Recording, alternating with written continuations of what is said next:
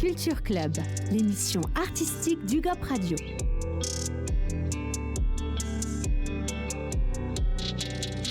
Bonjour à tous, bienvenue sur UGOP Radio, la radio du 12. Aujourd'hui, dans notre rubrique Culture Club, nous accueillons Souffleurs de Sens, l'association Souffleurs de Sens. Bonjour Colline, bonjour Alice, vous allez bien ? Bonjour. Alors, est-ce que, pour commencer, vous pouvez chacune vous présenter, peut-être nous dire quelques mots sur vos rôles au sein de l'association ?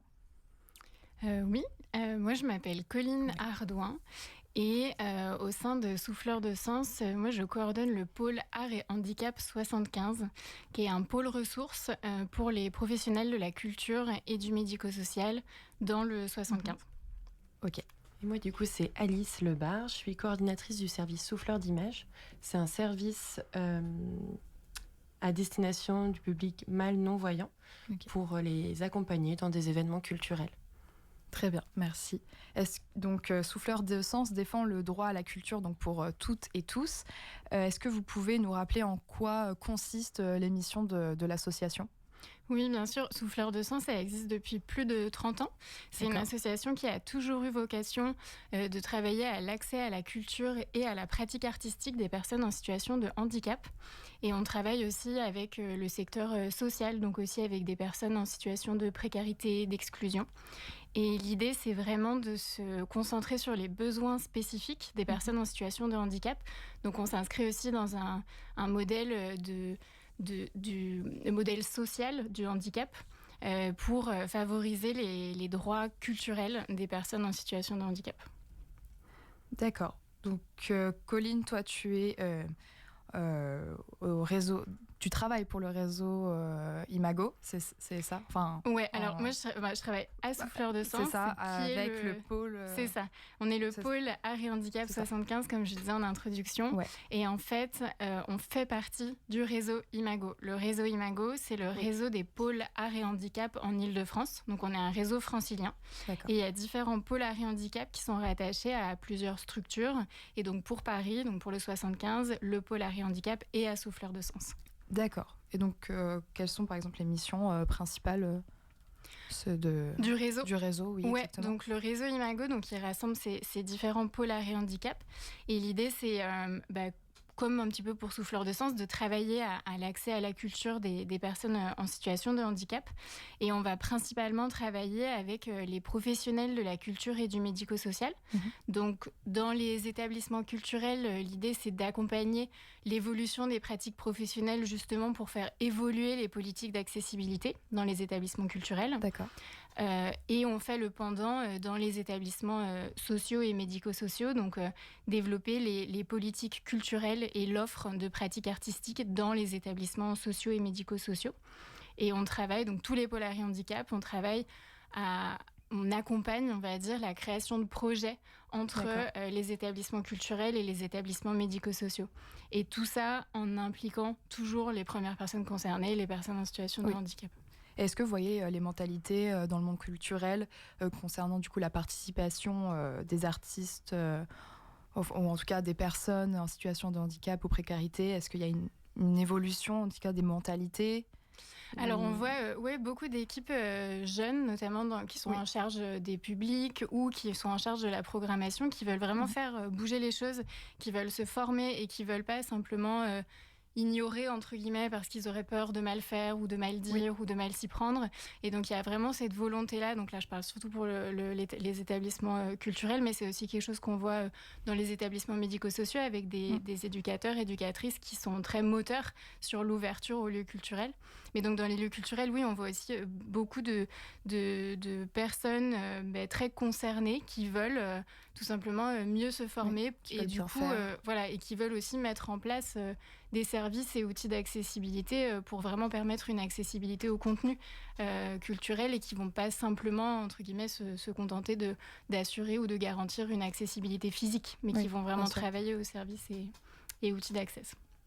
Ok, très bien, merci. Toi, Alice, donc, tu coordonnes le service aux Souffleurs d'Images. Donc, exactement. Est-ce que tu pourrais nous décrire concrètement comment cela fonctionne ?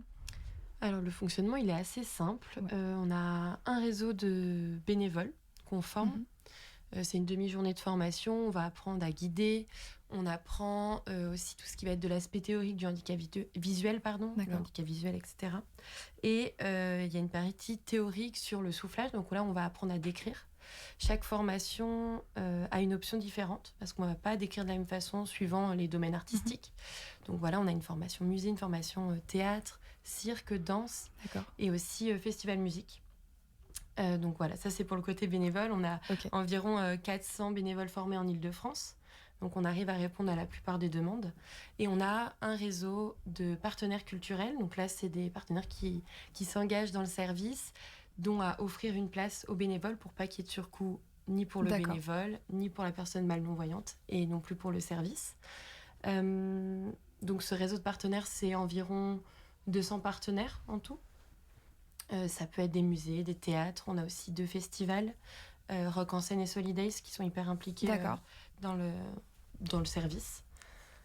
Je ne sais pas si j'ai répondu à tout. Non, c'est vrai pour carrément. Un peu les différents acteurs. Et après, pour ce qui est du public mal-non-voyant qui va nous faire ces demandes de soufflage, donc ça peut être des associations, des personnes individuelles qui viennent en famille ou autres, et qui vont donc prendre leur place au tarif en vigueur dans l'établissement.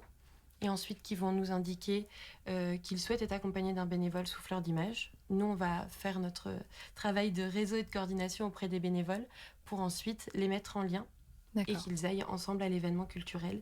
Et c'est comme ça, donc le bénévole va accompagner, décrire les éléments visuels de l'événement culturel.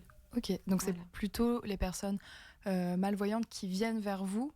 Oui, on vise vraiment l'autonomie des personnes mal-non-voyantes, c'est-à-dire qu'ils choisissent leur événement, l'heure, la date, etc. Et ils vont faire toute cette démarche de réservation comme n'importe quel public qui viendrait réserver sa place dans un événement culturel. Et donc après, c'est ça. L'objectif, c'est vraiment que le bénévole il réponde aux demandes de la personne mal-non-voyante et qui ne s'impose pas dans la description, mais qui demande ce qui a besoin d'être décrit dans l'événement. C'est un service qui est gratuit. C'est un service qui est gratuit pour les personnes mal-non-voyantes également. Et par rapport à ça, comment réussissez-vous à maintenir ce service accessible tout en assurant du coup puisque les personnes ne payent pas votre service, comment vous arrivez à maintenir je sais pas si je suis pas très claire. Puisque vous ne faites pas payer ce service aux personnes non-voyantes, comment réussissiez-vous à le faire fonctionner exactement et que ça soit toujours d'autant de qualité Alors, il y a différentes, est-ce que vous avez différentes ressources. Alors, les partenaires, eux, vont payer une cotisation à l'année qui est de 100 €. Donc, ça, c'est une première partie de ressources. Après, il y a tout ce qui est appel à projet. On est aussi soutenu par la ville de Paris.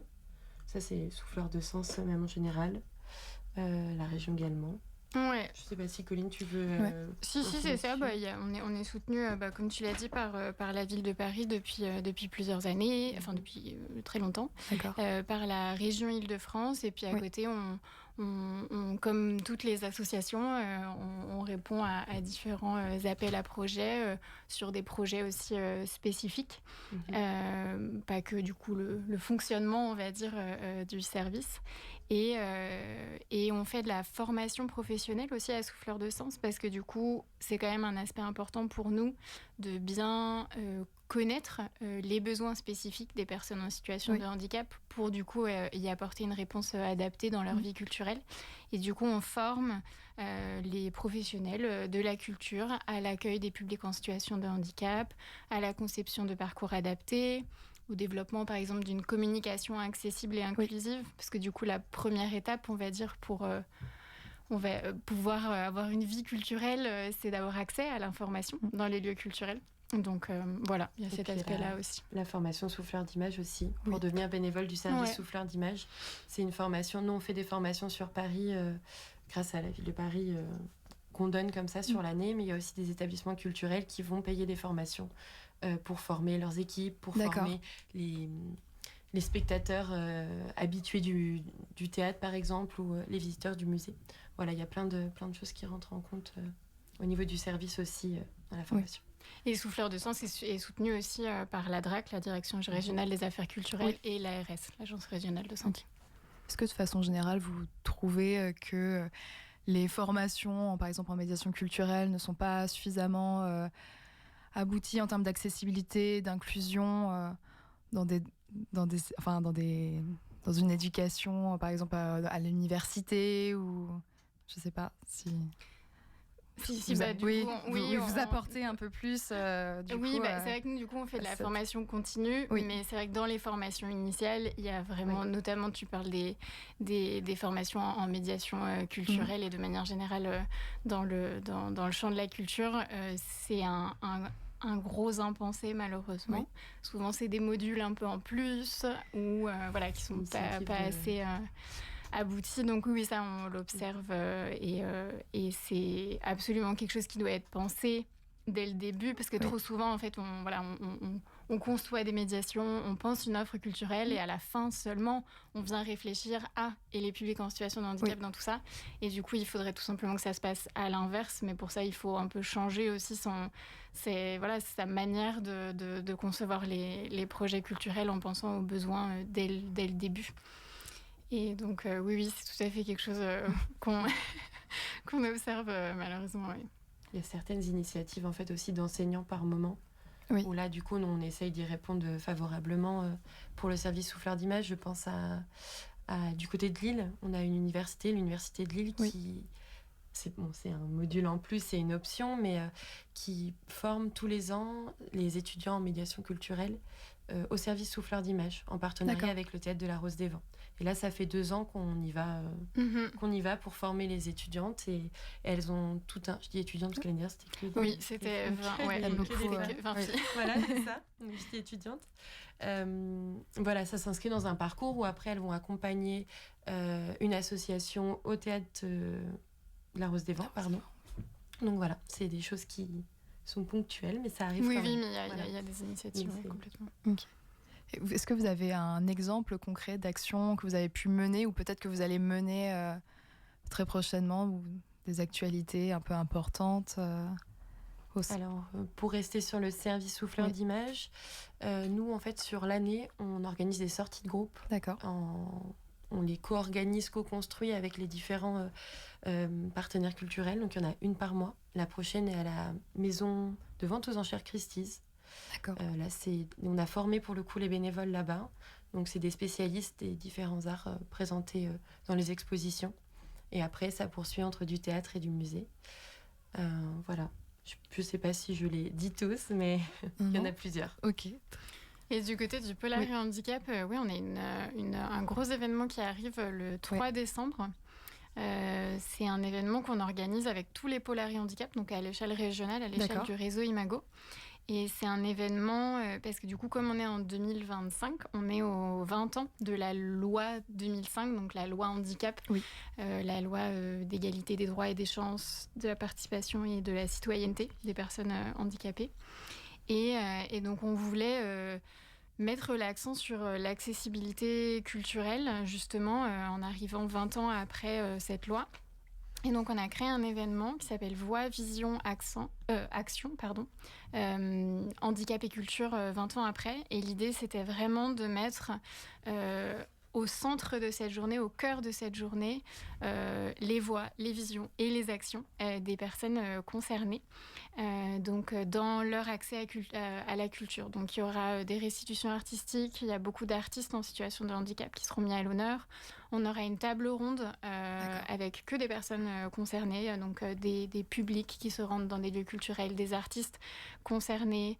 On aura un village associatif avec plein d'associations et acteurs de l'accessibilité culturelle.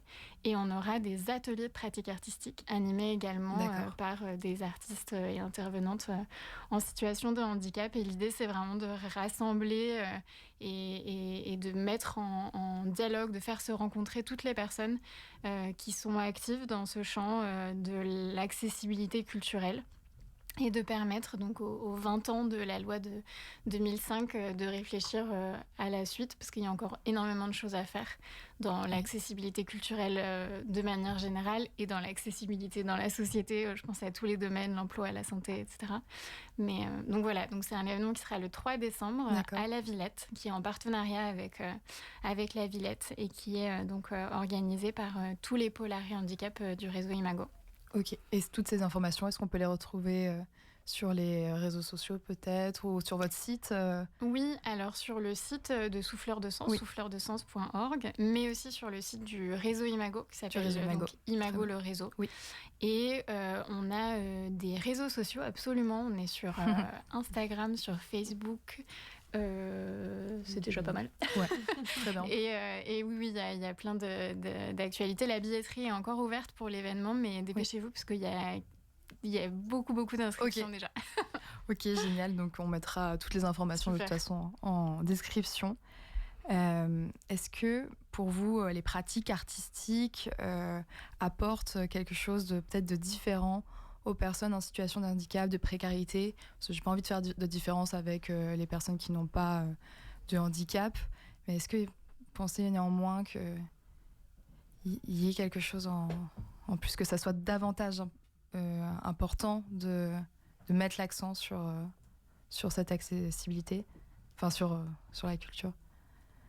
Je sais pas si... C'est une vraie question. Je pense que pour tout le monde, en fait, il y a des enjeux et de la pratique artistique pour tout le monde. Enfin, là, je parle par exemple notamment pour le spectacle vivant. Enfin, l'outil du théâtre, c'est un super outil pour un peu faire connaissance avec soi-même, enfin, pour développer la confiance en soi, la légitimité, la prise de parole, la connaissance de soi. Ouais, mais c'est vrai que c'est aussi quelque chose qui permet de développer un peu son identité au sein même d'une communauté. D'un groupe, oui. Ouais, voilà. De la cohésion, absolument, certainement. Ouais. Et ça participe de, justement, sa vie culturelle, ses droits culturels, en fait, complètement. Ouais.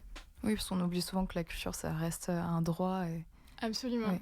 Et nous, on a vraiment cette porte d'entrée-là. Enfin, je parlais en introduction aussi de la vision sociale du handicap. Et nous, c'est vrai qu'on n'est pas dans l'art-thérapie, on est vraiment dans la défense des droits culturels. Oui. Donc vraiment les droits et les libertés de chacun et chacune de faire partie de ces actions culturelles qui sont nécessaires pour le développement de sa propre identité. Oui, bien sûr. Je ne sais pas s'il y a quelque chose à rajouter. J'allais partir sur cette question de liberté aussi de la culture et de l'art et des pratiques. Donc voilà, Colline a tout dit là-dessus. Super. Est-ce que nos auditeurs peuvent participer d'une quelconque façon pour soutenir vos actions? Est-ce que Pour le coup, ils peuvent nous suivre sur les réseaux. Ouais, déjà. On met plein d'informations et puis il ne faut pas hésiter aussi à nous contacter, je dirais. On essaye de répondre à toutes les questions, à renvoyer vers d'autres si nous ne pouvons pas y répondre. Et puis voilà, on envoie des lettres d'information, donc on peut aussi nous demander de s'inscrire sur ces listes-là. On envoie plein d'informations. Et si les auditeurs et auditrices ont une vie culturelle riche, ils peuvent aussi prétendre à devenir bénévoles souffleurs et souffleuses d'images si ils et elles le souhaitent. D'accord. Et on a une page Hello Asso. Donc là, si on parle de soutien financier pour des projets, on prend toujours. En ce moment, on a un projet de podcast qu'on est en train de finaliser avec le Fonds régional d'art contemporain. Donc autour de la création de capsules immersives qu'on utilisera en fait comme outil de médiation. Pour présenter ou pour discuter d'œuvres de la collection du Fonds régional d'art contemporain Île-de-France. Et l'idée, c'est qu'une personne en situation de handicap visuel soit invitée dans cet épisode et que sa découverte tactile ou sensorielle de l'œuvre soit la porte d'entrée pour qu'ensuite des personnes voyantes rentrent en contact avec cette œuvre-là, mais de manière auditive. Je sais pas si j'ai été claire, parce que c'est un petit jeu de jambes un peu justement sur... on prend un peu le contre-pied de la découverte majoritairement visuelle des œuvres d'art visuel en le faisant de manière auditive via la découverte d'une personne en situation de handicap visuel. Et du coup, tu parlais de ce projet-là. Est-ce qu'il y a d'autres projets ou en tout cas des priorités dans les mois à venir, donc que ça soit du côté Imago ou service des souffleurs d'images? Priorité, non, pas nécessaire. Pas forcément priorité. Après, c'est un service qui se développe, c'est-à-dire qu'on est... je n'ai pas beaucoup parlé de l'Île-de-France, mais on a un service vraiment qui est national. Et on est à Marseille, on est à Toulouse, on est à Avignon, à Strasbourg. Je parle un petit peu de Lille également. Et sur l'île de la Réunion. On est même sur l'île de la Réunion. Et dans la partie francophone de la Suisse. C'est ça, et depuis peu en Suisse également. Donc c'est un service qui est voué à se développer. Et on a des demandes, je dirais pas tous les jours, mais on va dire tous les mois, toutes les semaines, d'autres établissements culturels dans d'autres villes qui souhaiteraient développer le service. Donc voilà, c'est... nous soutenir aussi là-dessus sur le développement dans d'autres villes, d'autres établissements culturels. Et du côté d'Imago le réseau, on a ce gros événement qui vient clore une bonne partie du travail de la dernière année, donc le 3 décembre à la Villette. Et sinon, nous, on continue à accompagner la création de projets culturels entre établissements médico-sociaux et culturels. D'accord. Et on a organisé un événement autour de la santé mentale, parce que du coup, cette année, grande cause, santé mentale. Et il y avait le mois de la santé mentale en avril, qui est organisé par la direction de la santé publique de la ville de Paris. Et on a participé cette année avec un événement autour de la santé mentale et de la pratique du théâtre et de l'expression corporelle. Et donc, on aimerait bien organiser un autre événement l'année prochaine, également autour de la santé mentale et de se concentrer un petit peu sur le bien-être au musée. Voilà, donc on continue à faire plein de formats comme ça, de rencontres entre les professionnels, les publics, créer vraiment du lien et donner envie de créer plein de projets comme ça pour les droits culturels des personnes en situation de handicap. Ok, super, merci. Avant de conclure, j'aimerais vous poser la question, si vous deviez transmettre un message à celles et ceux qui œuvrent dans la culture mais qui n'ont pas encore franchi le cap du pas de l'inclusion, que leur diriez-vous de se bouger, je ne sais pas, je sais pas si vous avez un message à faire passer à toutes les institutions qui n'ont pas encore opté mais pour je trouve que c'est l'inclusion. important de se dire que l'inclusion, c'est avant tout l'affaire des personnes dites valides, et donc c'est revenir sur ses privilèges et en fait sa responsabilité qu'on a justement envers les personnes concernées par le handicap. Donc c'est de ne pas avoir peur peut-être de déconstruire certains préjugés, certains biais qu'on aurait, et de voir la responsabilité qu'on a nous dans l'inclusion, et de ne pas avoir peur de questionner aussi les personnes concernées. Enfin, je me dis, si on travaille dans un établissement culturel, aller vers le public et demander plutôt que de décider à la place d'eux. Très bien. Je suis d'accord. Rien à rajouter? Non, c'était... Merci beaucoup les filles, merci Colline, merci à Alice d'être venue sur UGOP Radio. Donc à bientôt. Donc souffleurdesens.org pour retrouver votre site. Donc nous vous encourageons, chers auditeurs, à aller faire un tour et à regarder les actualités. Et en attendant, merci à la régie et à bientôt sur UGOP Radio. Merci beaucoup. Merci à vous.